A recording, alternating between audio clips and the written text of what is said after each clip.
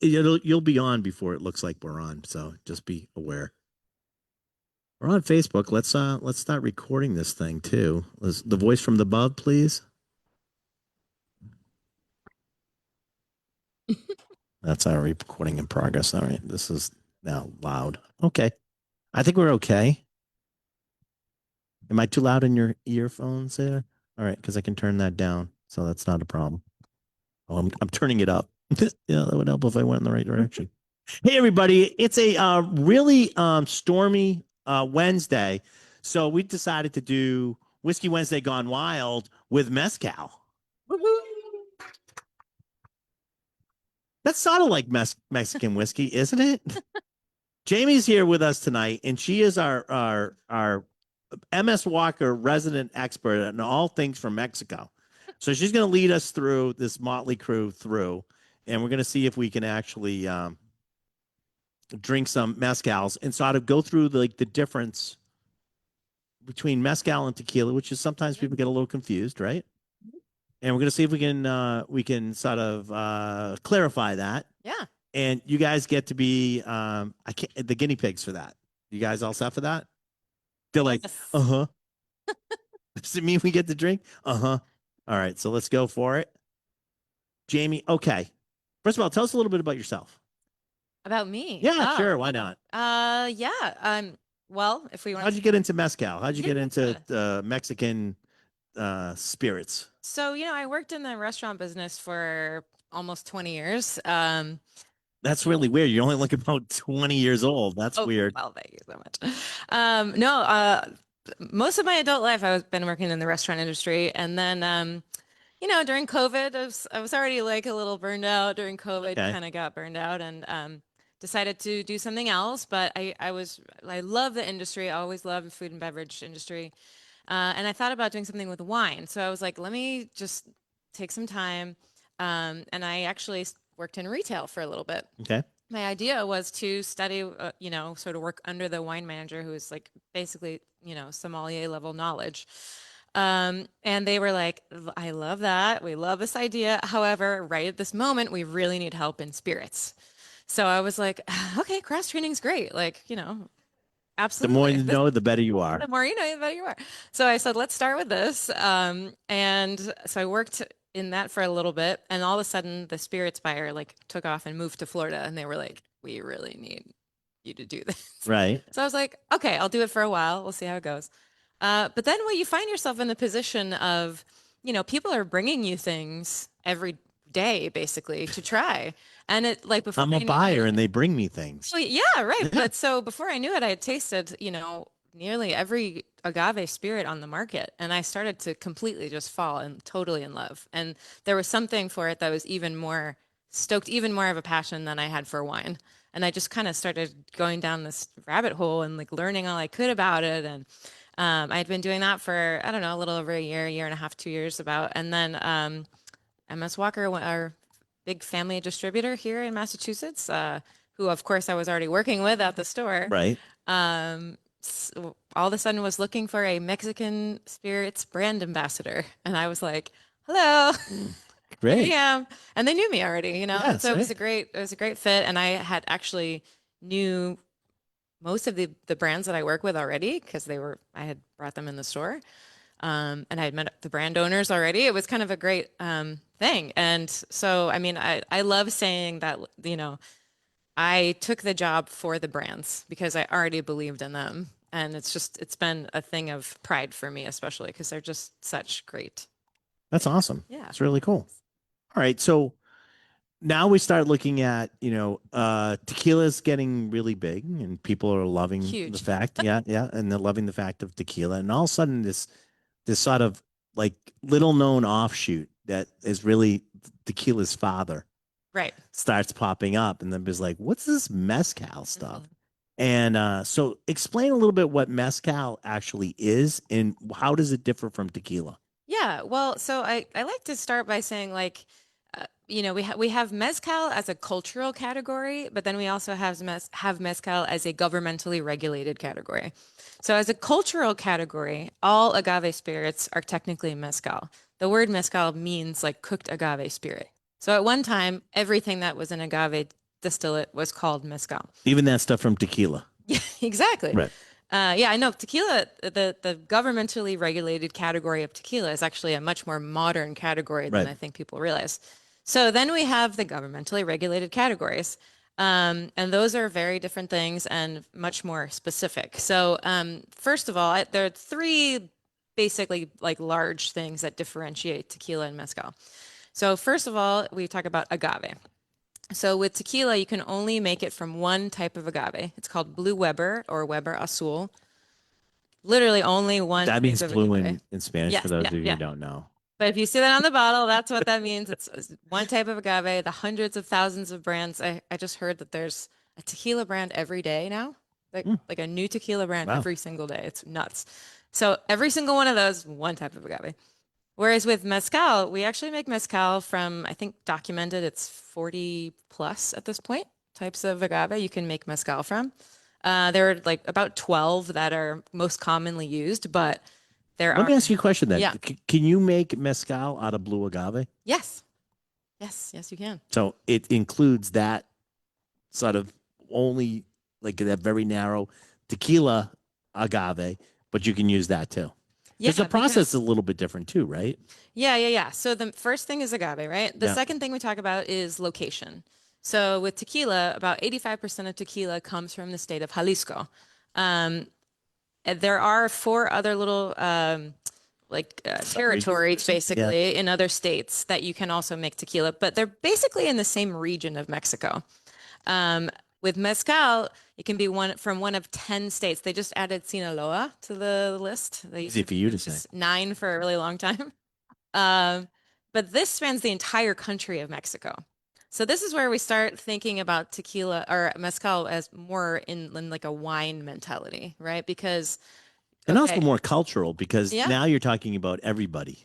Like you're yeah, sort of including like a bigger group right. of With people all from different Mexico, right? types of, yeah, all different, Traditions exactly. and even like climates, subclimates, microclimates, Exactly. right? I mean, we talk about terroir, right? Or exactly climates or traditions, or even in the same state where they're using the same agave, you might have two families that are doing different traditions.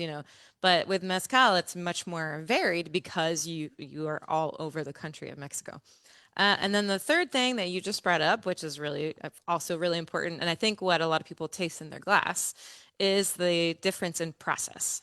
So with tequila, most agaves across the board are cooked in some type of an oven, right? So, I mean, yeah, they've done sort of taste tests. You'd say the best ones are more like a brick oven type of thing. There are really, really bad industrial ones where they don't even cook the agave. They hit it with this high pressure acid wash to remove the fruit from the fibers. Very bad. But so yeah, so it's usually some kind of an oven, autoclave, brick Yep. oven type of thing. With mezcal, almost across the board, definitely not all of them, but mostly the agaves are still cooked very traditionally as they would have been hundreds of years ago, which is to cook agaves over a fire or in a pit roasted, Okay. basically. So that's what most people will taste in their glass. Most mezcal will have at least a little bit of smoke. I do find, and we'll go through this, and you guys can tell me what you think. But I do find that like when you start tasting, better quality mezcals, you notice or you don't notice the smoke as much. Okay. It's not as But it's like it's prevalent. almost like because you're cooking on in a pit, it's almost like a barbecue smoke, Byproduct of the right? process. Right. That's it. If that's the main thing you taste, you should be asking yourself, what are we covering up here? Okay. All right. All right. Before they start getting too restless, and Yeah. like we don't want we like our lives. Um, let's start with the first product and see where you're going. You can tell me exactly what we're tasting here. Yes. So this is our Peloton. So we have, A couple different brands up bring here. We're here gonna try today. some different things tonight, right? Exactly. The first one is Peloton de la Muerte. That means the Squadron of Death. It's all about the Mexican Revolution. So this brand's It's a cherry happy, Hey, folks. wait. The Squadron of Death. Oh yes. The Tune of Death. Yes. This You've lived up to every hype that every tequila and mezcal brand wants. It's the rebel, that rebel hype. I mean, the king of England's not drinking, mezcal, right?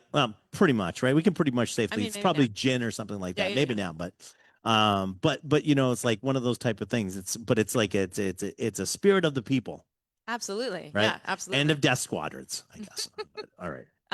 This Peloton has been around for a little over 20 years now, but they've made mezcal for the entire life of the brand, which of course they're still doing. But this is our first venture into tequila. So this is our very first and only tequila at this point. It's a beautiful, I would say a little bit higher proof Blanco Yeah, 46% ABV. from the Lisa, valleys of Jalisco. 46%. That Um, was Lisa's next question. Just Yeah, yeah, yeah. Absolutely. Don't worry. I would have said Lisa. So this is it's a really, really great example of what we would call a lowland Blanco. So in Jalisco, we talk about highland tequila and lowland tequila. Mhm. Technically lowlands, even though it's still above sea level, but that's another story. But yeah, so what I love about this is that it's a little overproof, right? So Yeah. you still get that like nice round richness, almost like a sweetness to it, but it's also got that valley quality to it, which is usually a little more funky, a little more earth, a little more minerals. Yeah, this is not like a typical tequila that you would have either, too. I don't want to say I don't want to say I don't want to say rougher, but it's more agricultural Yeah, yeah. I in mean, I its think taste, right? of It's not refined. You know what I'm saying? Like I don't know if I'm not saying it correctly, but I mean, but yeah. it's got more depth. It's not something light. It's not something that you would just be you'd put this into something, you would still taste it. Yeah, yeah, It's big on flavor. It's absolutely. but it's got a lot of big flavors. Yeah, definitely. I mean, I think a lot of the sort of more like pretty well respected brands now, you'll see a lot of them are coming out with a high proof Blanco in their lineup. And I think that's for like the budding aficionados because, or mezcal drinkers. Honestly, like my collection consists of mezcal and the like and high proof Blanco tequila. Like that's No. what I have in my house because it's more flavorful. Oh, You it's really do taste more. full test. All Absolutely. right. You did taste it already. I I did knew. taste it. It's really good. It's also got like, all right, so this is gonna sound really weird, but it's got a coolness to it. So you know, like certain waters have like this sort of they have a flavor, but it tastes wet. It Mm-hmm, hmm. tastes refreshing. Yeah. It's like wet. It's almost It's like a an aloe right. thing or Yeah, something, right? yeah, Like a maybe, man. Yeah. cooling thing, like you A said. sort of a cooling and a freshness to it. And this definitely has that. I And it's agree, sort of just absolutely. before the finish. You sort of get it. Just before the Mhm. finish of this, you sort of get that. It's really cool. What do you guys think? You like it? You like it? A little saltiness, like a little salinic. Hmm. Yeah. Yeah, I definitely would say that's from like the valley soil, that agaves have a little harder time growing in the valleys. And so sometimes that kind of leads to a little more complexity at the end. You know what I mean? It's an Yeah, interesting you know, thing. it's always funny because we always talk about that is tasty. There's no salt in any of these. It's no salt No. in them at all that you do it. But there are compounds that are in some of the alcoholic beverages that mimic to your taste buds Oh, that sort sure. of saltiness or brininess to it. Absolutely. I like it. Mm. What do you? Yes, yes, Kavork. What's up?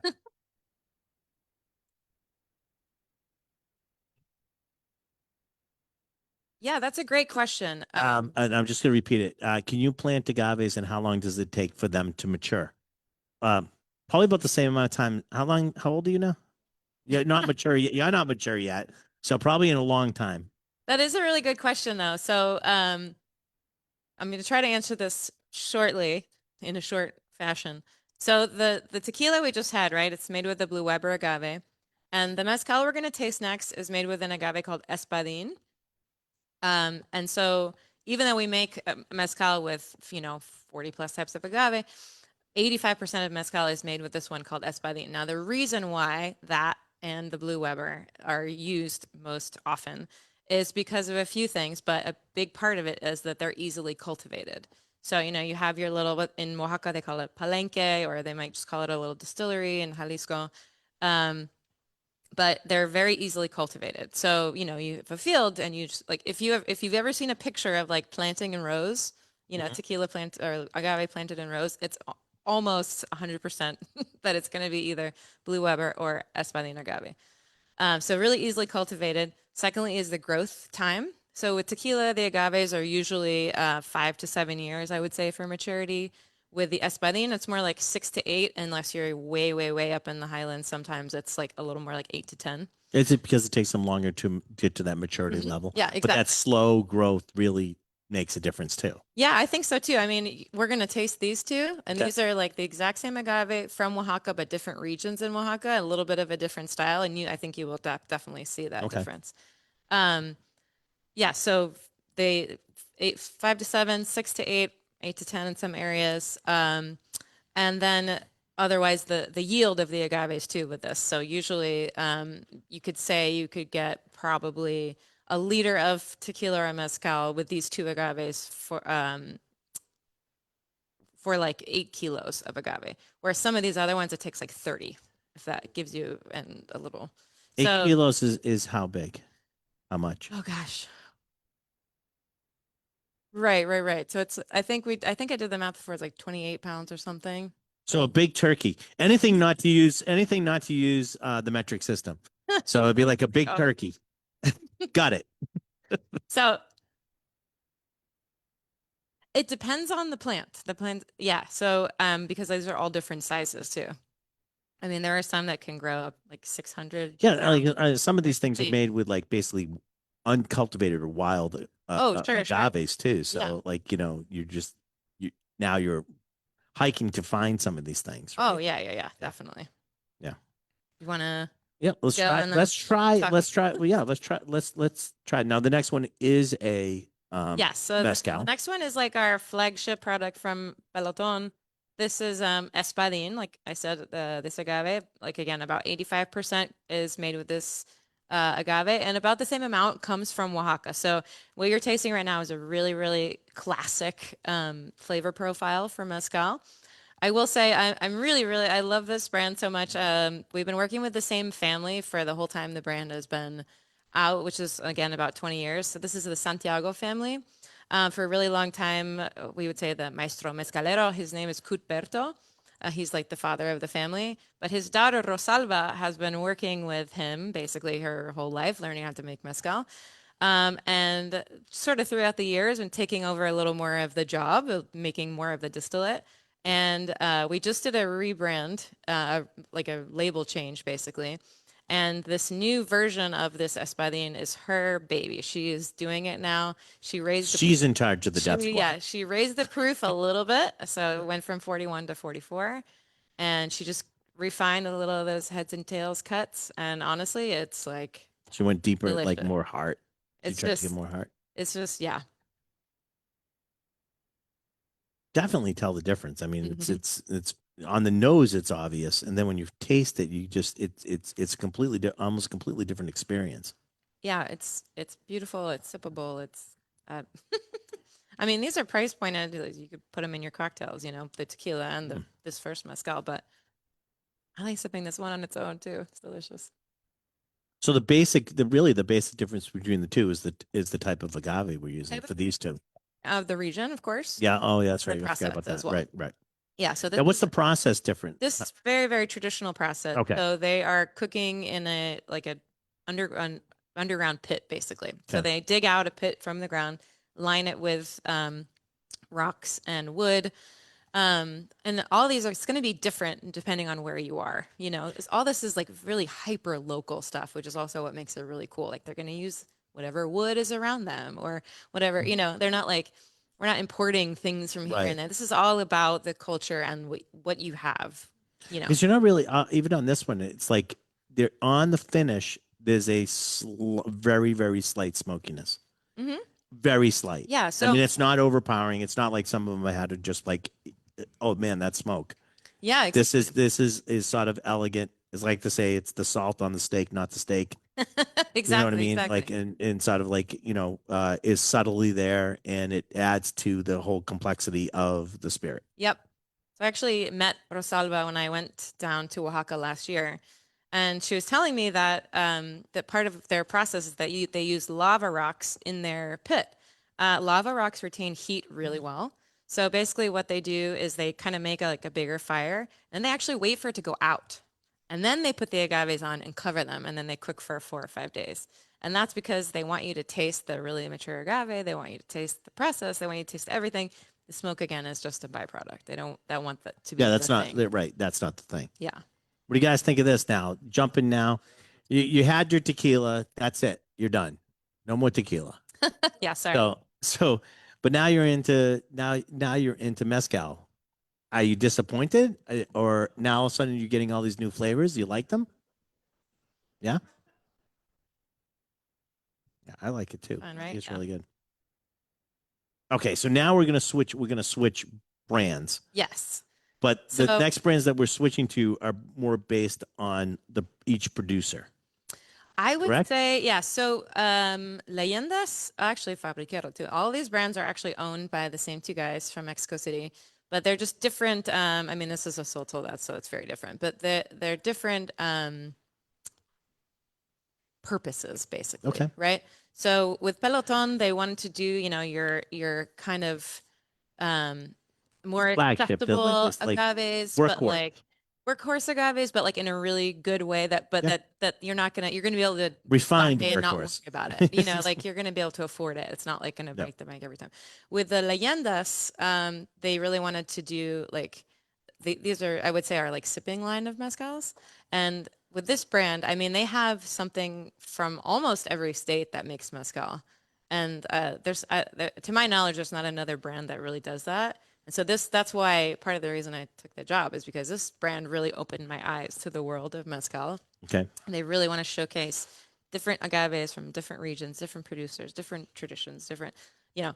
So, but the cool thing about this is, so this third one here, this is also an espadín. So it's the same exact agave that we just tried. Okay. It's also from the state of Oaxaca, but quite a different region. So this is a region called San Balthazar Galavila, which is up in the hills of Oaxaca, up the mountain basically. So it's a really interesting, very rural area. I went there as well last year, and literally you drive up to this like the sort of the entrance to the city. It's really interesting, and there's like a almost like a gate, like a city gate that you have to go through. Okay. And they're like these guys kind of on the road, just like kind of waiting for anybody who's coming through, like what's going on, like what are you doing in our town, kind of a thing. But our driver switched from Spanish to Zapotec as soon as we got there because the main language of this region is still Zapotec.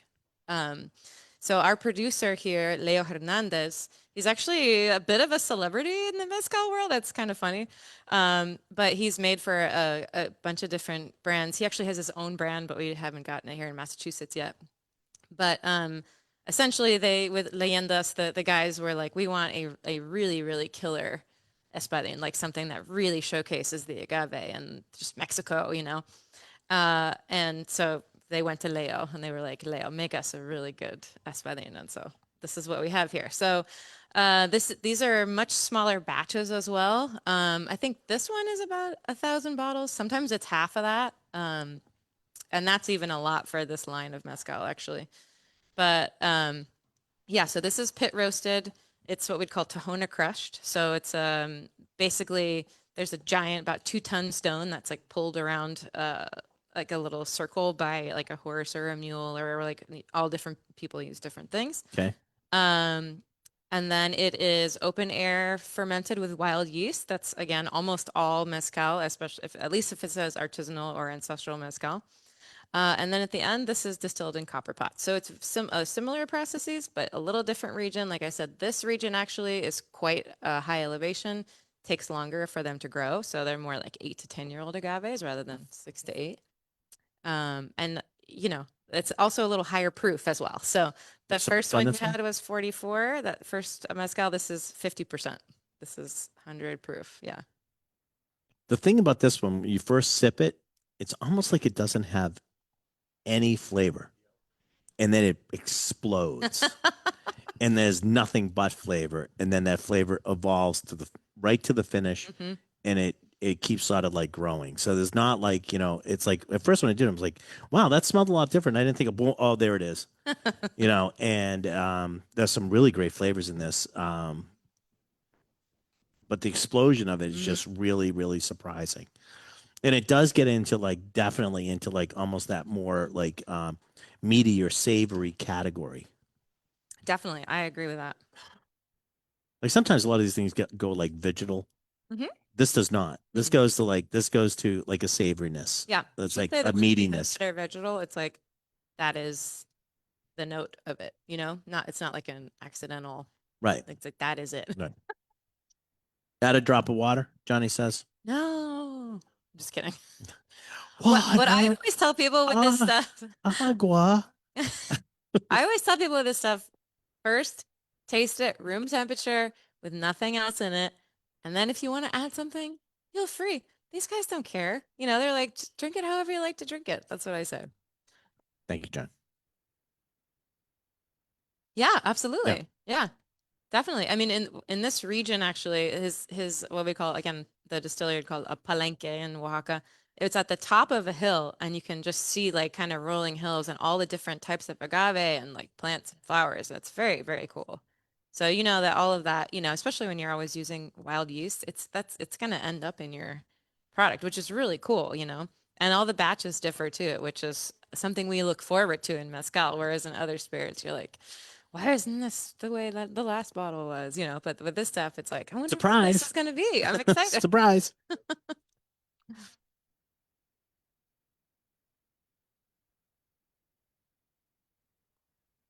Hmm. Do they bottle other agaves or other mezcals in sole varietal types of agave? Yeah. Oh, leyendas. Yeah, Yeah, yeah, yeah, yeah. There's more. There's more. There's a. I mean, as you said, there's a whole bunch of them, yeah. and they can blend them, but most people do a strict one type, correct? Yeah, I mean, I feel, you know, it's funny because like I think when mezcal sort of probably first started, it's like you get whatever is ripe or mature in your field, you Right. know. So if that's more than So that one might type be of like one, agave, right, it's right. gonna be Whatever agave yeah. is ready to go. And actually, the next one is that, and we'll talk about that. But to your question, um, yes. So leyendas at any given time, I have 10 to 12 different ones of these. Yeah, yeah, yeah. We just have two here today because we got a lot of other stuff. Because we don't let you drink them all. You can't drink all Well, of them. yeah, they're all different agaves, all different regions, and it's really cool stuff. Yeah, But see, okay. So we gave you these are the ones we gave you to start you on your journey. exactly. So now you can sort of like, I like that. Now I'd like to explore that a little bit more. Yeah, I want to yeah. know more about that one or whatever, because there are a lot. We have a nice selection of mezcals and tequilas, but there is more available. Just remember, one of the types of things is like, if it's available to us, it's available to you. So anything that you want to try or anything you want to get into, we can order and have here. And Exactly. as long as MS Walker has it, we can You bring it can in. have And one bottle at a time too. It's not like exactly. Yeah. it's You not too crazy. can have You leyendas too. mezcal. Wait, there's more.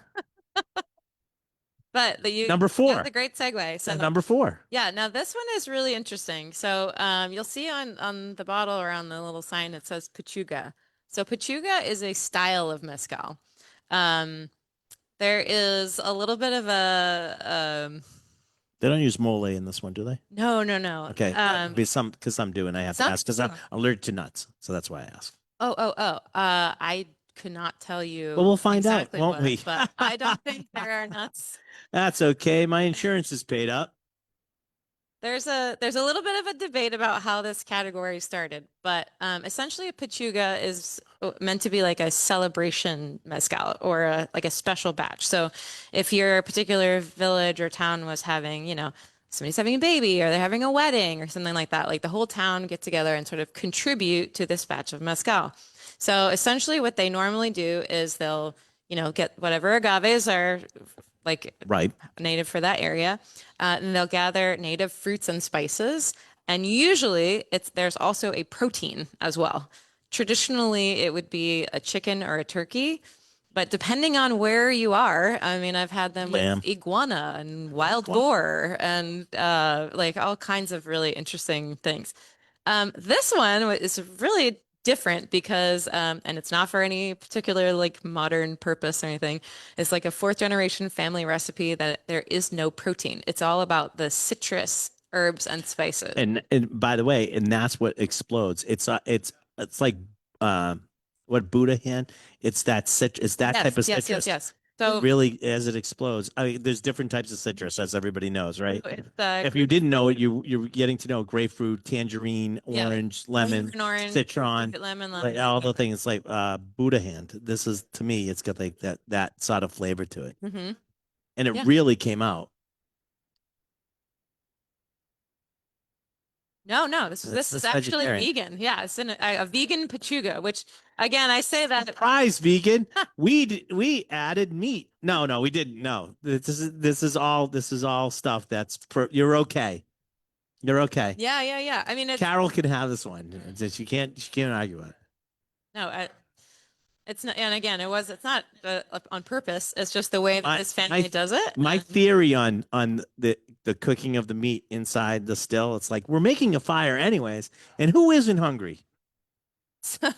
So let's throw something in there. It's gonna cook no matter what, and then we can eat it after. We should tell that. I mean, so I didn't explain the process either, which is usually during the second distillation, they actually hang a basket inside the still with, in this case, fruit, spices, herbs, or in other cases, also meat.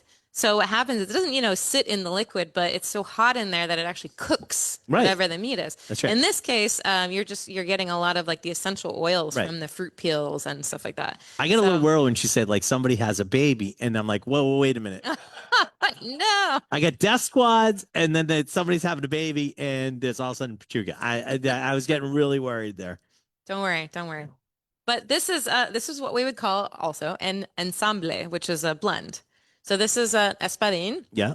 And another agave, they're colloquially calling ancho, which is actually the next one we're gonna have. But it's an agave called cupreata. So no, what do they cook them at the same time, and they do everything at the same time? Because I was just wondering if they did like one separate and the other separate, and then do like a blend afterwards. No, they just does anybody do that? Agaves, do they do that? Do they do different types and then blend them afterwards? I've never heard about that, but that doesn't mean we have a new mezcal. Huh? Sorry. Right, but they're blending them. They're blending them in the cooker. Like usually, the oven. Cut up the agaves all together and roast them all together, and there you go. Right.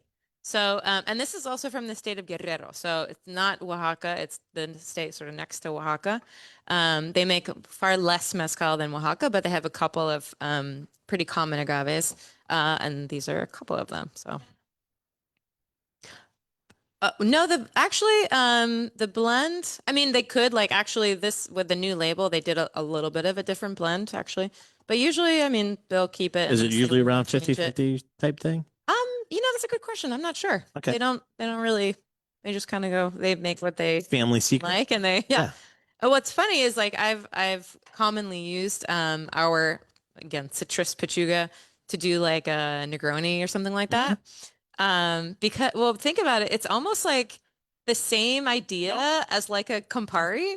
Like they don't tell you everything in it, right? Like that it's herbs and spices, right? But you don't know exactly what they are. And like you're tasting them. I definitely get a little bit of mint. There's usually some sort of like cardamom. So you use this instead of the Campari or instead of the gin? But instead of the gin. Works particularly well, citrus, and because of this other elements to it. Yeah, I can see that. Absolutely.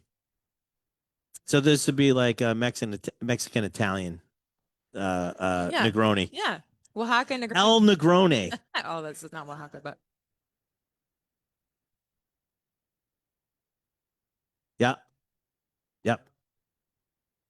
Oh, I've done a white Negroni. Yeah, you can do the white yeah, Negroni. Yeah, sir, absolutely. Different, There's variations. There's a sweet vermouth that's white, or clear, I should say.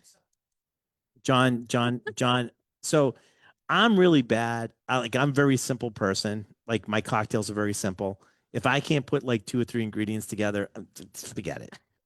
John, however, is the guy who's like, okay, John, make me that. Yeah.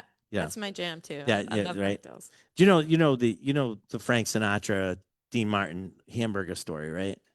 Actually, I don't. Oh, you don't? Okay. So Dean Martin has this elaborate hamburger. He makes a burger. And he's got this sort of elaborate recipe to make the burger, and he wrote it all down, and you can see it. And they said, Frank, do you have one of those too? Yeah. I call up Dean and say, make me a burger, Oh yeah. and that's his recipe. Well, there you That's go. why I go like, John, just make me a drink. John makes me a drink. Only on Saturday. My God, love it. You want to go to number 5? Let's go to number 5. Yeah. Absolutely. Well, I think it's a good segue because first of all, it's also the state of Guerrero. And it's one of the same agaves we just had. So this is again an agave called Ancho, but the scientific name is Cupreata. A lot of brands actually list it as Cupreata. It's funny that names are all, different. I always say if you start to get into it and you really care about it and you really want to know, always just look for the scientific name, then you'll be able to figure You'll it out. find it. Even if you Google it, you'll find it. Yeah. If you use Well, that if you use too, the but that's scientific like, name, yeah. right? But usually, like with Leyendas, I mean, they're really, really transparent about absolutely everything. And I mean, on the label itself, there's a ton of information, but even on the website, it's mind blowing how much stuff you could learn from that website. It's really, really amazing. I saw this chart like years ago of all the agaves, and Oh it's yeah. crazy. Mm-hmm. It's crazy of all the agaves. On the website here, they tell you the percentage of or the percentage of mezcal that's made with certain agaves. So, for example, this particular agave makes probably less, like just about 3% or less of all So it's mezcal. not used a lot. No, but most of the other ones in the line are like less than 1%. It's pretty crazy. No. Yeah, so this is a beautiful, like very, very common agave for the area.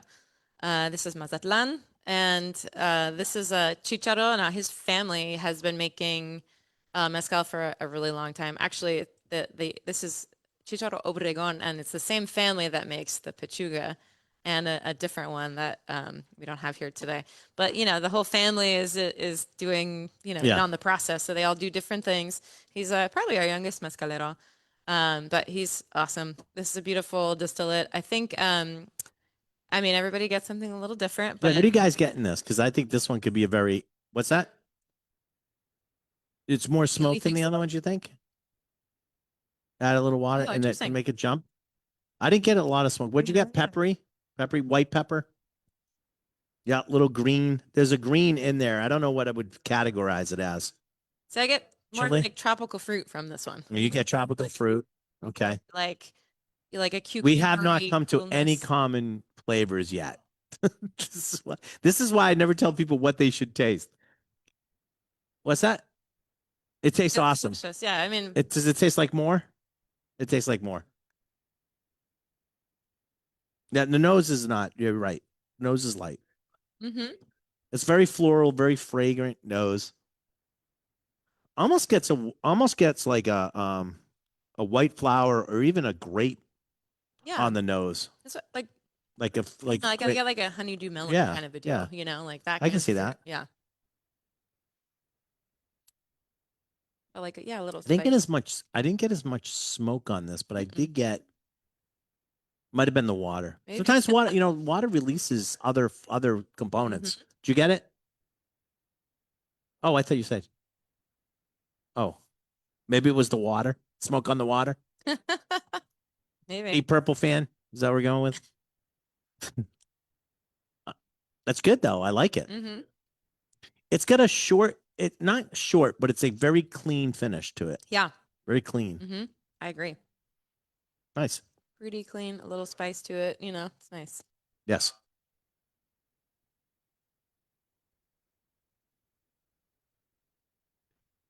How are they distillating this? Distilling this? Is it copper pot? Is it everything under the sun? So for all Using wood and metal? yeah, all of the mezcales on the table, it's a copper pot. Okay. We do have I've seen some pretty cool setups. yeah, we do have some other ones with like insane like Wood. we have one from well, yeah, in the north, they it's a very different thing. I haven't been to this one. This was a special batch, so I don't know what this still looks like, but They often do like, yeah, like they call like wood hats, Yeah, they like would have on a over pot the over the copper. pot. Or in San Luis Potosí, which is also a northern state, we have one that's they do like half in like a half of the distillate in like a copper pot still, and the other half in this like kind of old school brandy looking still. Like an Like lambic cell, like an yeah, like it's lambic a cell really type thing. interesting Yeah. looking thing. And they just like combine them at the end. It's like Nice. really interesting thing. But to your point, yes, we do have at the moment one what we call ancestral expression as well, which is when they distill in clay pots. But these are in the category that we would say is artisanal. So that means what artisanal means is you can use very few modern tools. Even copper pot stills are considered kind of modern, so that's like all they get. But with ancestral, you can use zero modern tools. So that in that case, they're always crushing agaves by hand, and at the end, they are distilling in clay pots as opposed to copper.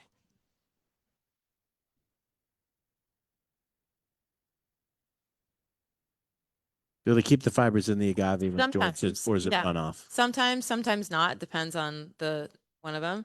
And then when they usually keep them to use for other things, like they'll use it to like dry out and then cover the agave when it's cooking, kind of a thing. But they're always using that stuff for something. But Nothing goes to waste. I mean, you no. got like the other part of this is you got to remember that in a lot these are farmers. These are farmers. They're taking something that has a limited life and they're extending that life into something else, which is by distilling it. Hmm. Now it's good for basically ever, right? Yeah, yeah. So they're in you know if you've ever dealt with anybody who is from a family of farmers or is a farmer, everything gets used. There Yes. is very little waste involved. Yep. There's usually a use. You go like, well, what's that? We didn't use that for. Throw it away. No, we're going to use it. We're going to use it over the fiber over that to stop some of the smoke or the heat from going out. Hmm. I mean, there's just always something you could do to Absolutely. make it better with just the tools at hand. Yep. Definitely. So No waste. no waste. Absolutely. All right, let's move on to our next What's one this here. one? This is Yeah. like really like this is really sort of funky. This next label. Yeah. So this was well, first of all, this is sort of our old label. Yep. But it was a one-off. I'm seeing it from the back. Oh yeah. In the back, The it back was like, is really yeah, cool. yes.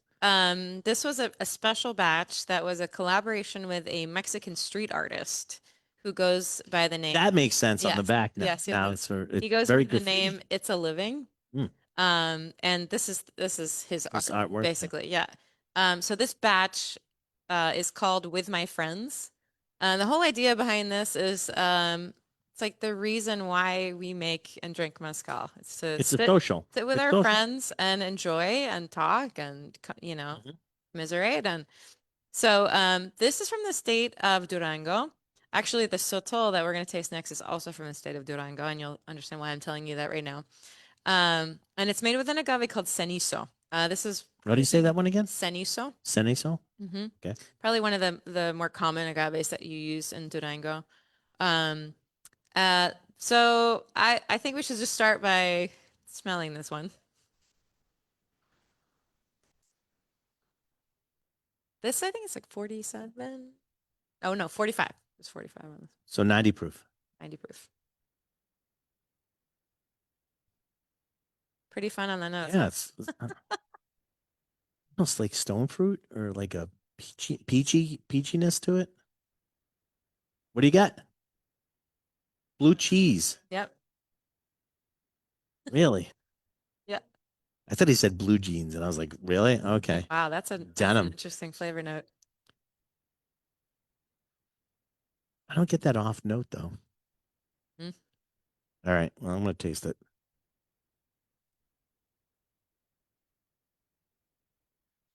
Oh, that's really interesting. Mm-hmm.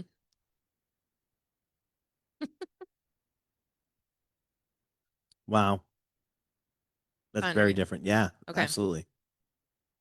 Before I say anything else, I'm trying to decide the order I was going to tell you guys this, but I want you to actually go to the next one real quick. We're gonna go back, don't worry. But I want you to go to the Oh, you last should have one. told them that they drank all that one. No, listen, there's certain rules that you have to adhere Oh, to, and you're that's like sipping. Come save on, some.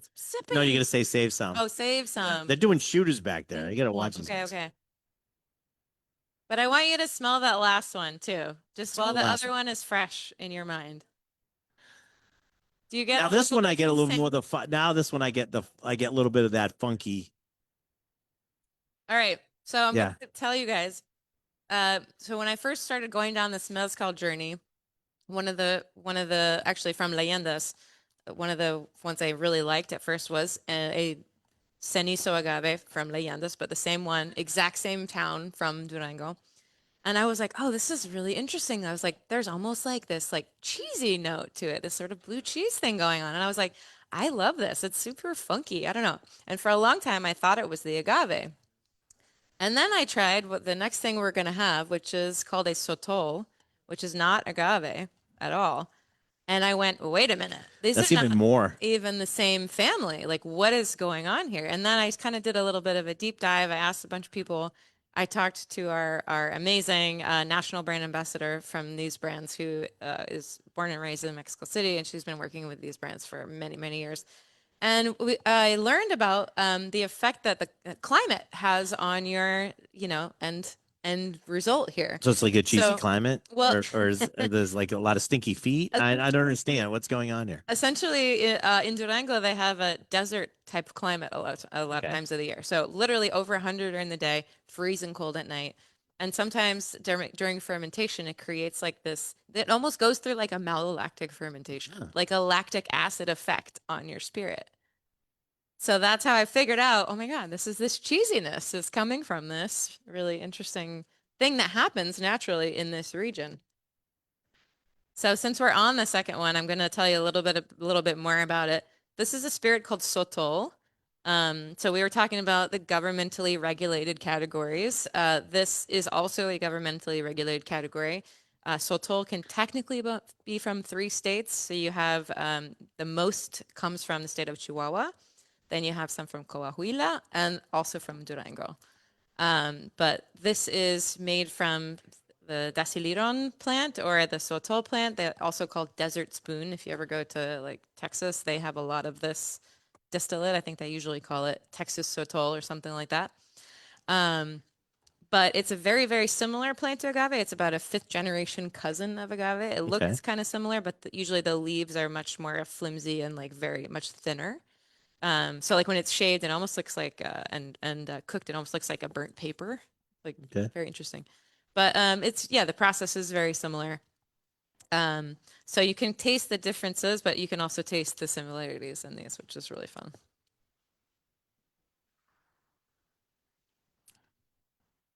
What do you got? Do you guys like the sort of funkiness to this? It's definitely different, but I think it's really cool. I mean, the Sotol, I mean, I think Johnny's right. It goes to that. It's almost like that, like Parmesan Hmm. sort of flavor, but the finish is even like nut. It goes to like a nuttiness. Yeah, I think the nose is a little funkier than the actual What's that? palate. Hmm. Right. Right. Exactly. Yeah. Yeah.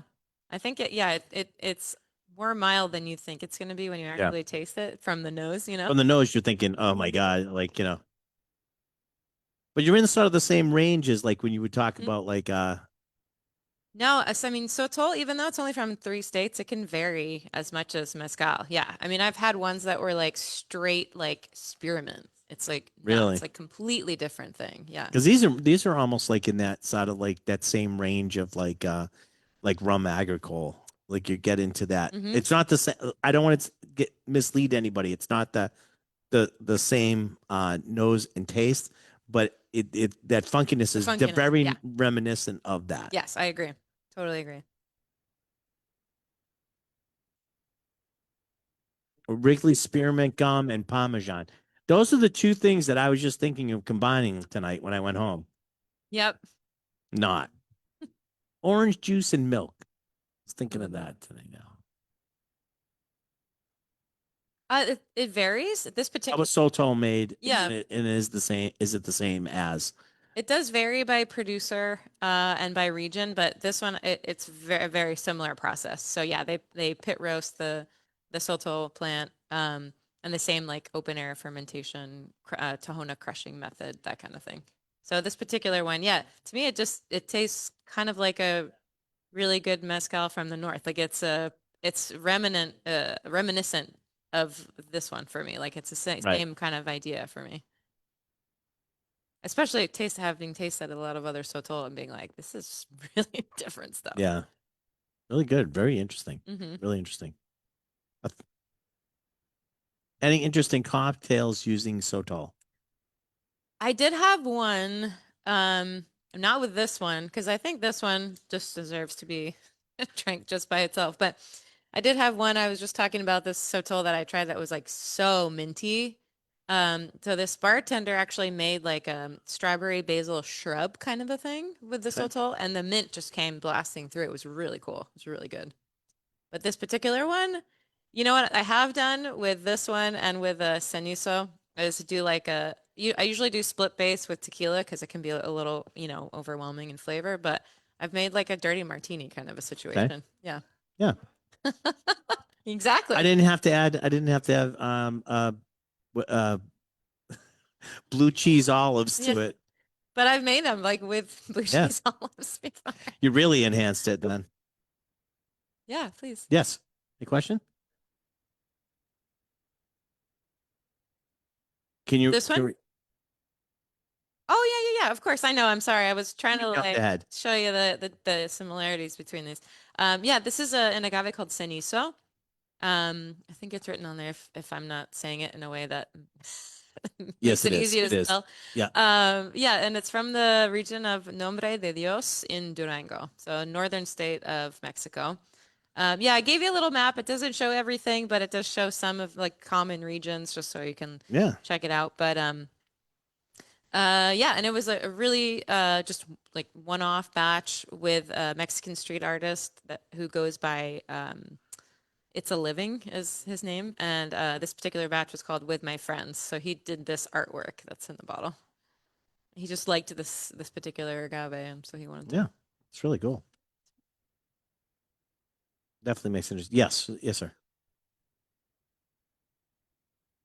Yeah, I mean, Pachuca be always be meatless. I mean, I don't know. I couldn't say in the future, but I know that this family, this is the way they've made it for many. I mean, I think they're on 4 generations of making it this way. So They haven't yeah, added meat yet, so I you're mean, probably I pretty think safe. so. I mean, and it is very different than Right. any other brand's Pachuga, So yeah, yeah. I mean, some of them, I don't know. I've never been a huge fan of that style, to be honest. I mean, I'm also a vegan, but but I have tried them just because I want to try things and I want to see. But I don't know. I've never been like a huge fan of like adding stuff to it, mezcal, because I always think mezcal is so incredibly interesting by itself. Right. So I don't But none of usually go these are for really, like, none of these were really like, like I said, because that's usually my biggest thing. People are, oh, I don't like mezcal because it's smoky. I Mhm. mean, there was, a couple of them had just like I said, like a little bit to them, Mhm. but it was more integrated. It wasn't popping as smoke, Yeah, so to speak. exactly. It was another flavor component. It I would wasn't really say popping like, as smoke. So I think, it they're not all that way. And I try to explain to people it's not all that way. And I think it's sort of neat that we get sort of taste them that way too. absolutely. I mean, the espadín gives you a little kind of pop, I feel Yeah. like a rusticness to it, Yeah. but then it like smooths out Right. too. Exactly. Does anybody else have any questions? You do have many questions? No, I can't do your taxes. No.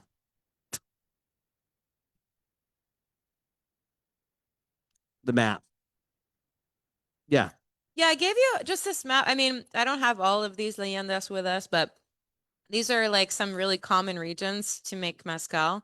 So Durango, like I was talking about before, the San It's a Luis treasure map. Potosí, Oaxaca, of course, and then Guerrero. So we have something from a lot of the places here. Yeah. Just to give you an idea, it's so condensed that it's hard to see how big this country really is. Yeah. But All right.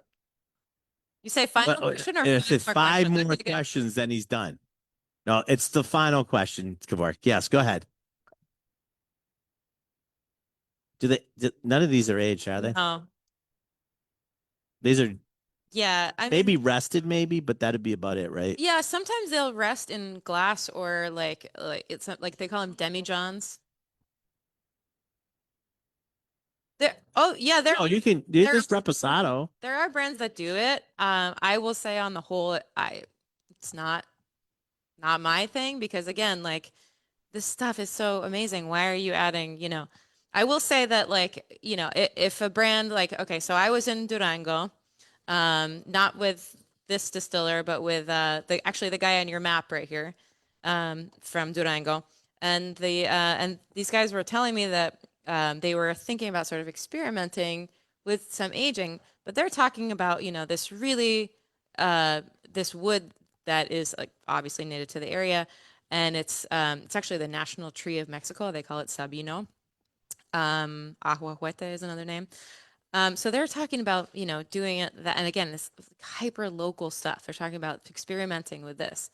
I think that could be interesting. I still don't know if I think it needs it, but Right. that's interesting to me. When we're talking about putting this stuff in like a Kentucky bourbon barrel, I'm Because like, why are we you're doing gonna this? get like What are we doing? you're gonna get some of those the bourbonesque Yeah. flavors, Or even which like maybe not. Mexican oak. I'm like, just drink tequila. I don't know. I'm like, leave the mezcal alone. But the other thing is too is like if you even if you did that, even if you couldn't make a barrel out of that wood, you could basically do like, what some people do is put like basically putting staves in there Uh-huh. in the liquid just to sort of get a flavor. But it is a local flavor. I mean, you could do that in a bottle. You don't even have to do like any type Yeah. of big batch. Like if I was thinking that, I would just take one of these bottles and basically put a stick in it Yeah. Yeah. and leave it in there and see how it tastes after a while and see if you're getting something Yeah. that complements it, because you could do a whole thing and put it in a wood and it doesn't complement and it makes it bad. Well, no, true. I mean, the reason I thought it could be interesting too is because again in Durango, they had this really cool little. It was like literally just like a block of wood that they had like carved out like a little center to and like a spout basically Yeah. that you would Drink taste through like it drink basically. mezcal off of. But it's this wood called Sabino. Yeah. Um, again that they just got from right the area. And so, They don't ever do this. They did this because you were here to go, hey, let's see if she'll drink. Let's see if she'll drink out of the wood pipe this that we make. like no, it was like literally this block that you could tell had Yeah. been like around for a long time. So, sometimes people are drinking from little Right. glasses, and sometimes we're drinking out of this thing, and you definitely taste the Taste the difference. difference. Yeah. Like it gave it like I mean immediately, right? It's in there for 10 seconds, Seconds. Right.